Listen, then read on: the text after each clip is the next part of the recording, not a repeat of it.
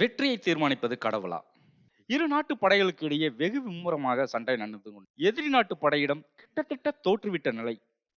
ஆனாலும் தாய் நாட்டை படை தளபதிக்கு போரை இழக்க மாட்டோம் என்ற அசாத்திய நம்பிக்கை. ஆனால் துணை தளபதிக்கும் அவர்கள் வீரர்களுக்கும் அந்த நம்பிக்கை சிறிதும் இல்லை. எல்லோரும் ஓடுவதில் குறியாக இருந்தனர்.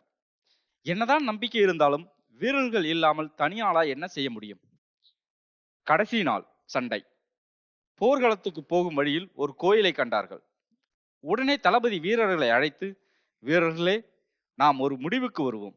இதோ இந்த கோயிலுக்கு முன் ஒரு நாணயத்தை சுண்டி விடுகிறேன்.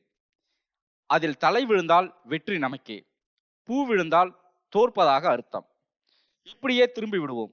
வெற்றியோ தோல்வியோ நமக்கு மேல் உள்ள சக்தி தீர்மானிக்கட்டும். சரியா என்றார்.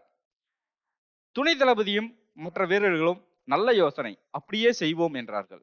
நாணயத்தை சுண்டினான் தளபதி. காற்றில் மிதந்தது. விற்றென்று சுழன்று தரையில் விழுந்தது நாணயம். தலை. வீரர்கள் உற்சாகத்தில் மிதந்தனர். வெற்றி வென்று என்று எக்காலமிட்டபடி போர்க்களம் நோக்கி ஓடினர். வெகு வேகமாக சண்டையிட்டனர் எதிரி நாட்டவர்களோடு. அட என்ன ஆச்சரியம்!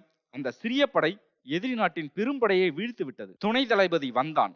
நாம் வென்று விட்டோம், கடவுள் தீர்ப்பை மாற்ற முடியாதல்லவா என்றான் உற்சாகத்துடன். ஆமாம், உண்மைதான் என்றபடி அந்த நாணயத்தை துணை தளபதியிடம் கொடுத்தான் தளபதி. நாணயத்தின் இரு பக்கங்களிலும் தலை. வெற்றி தீர்மானிப்பது கடவுளா?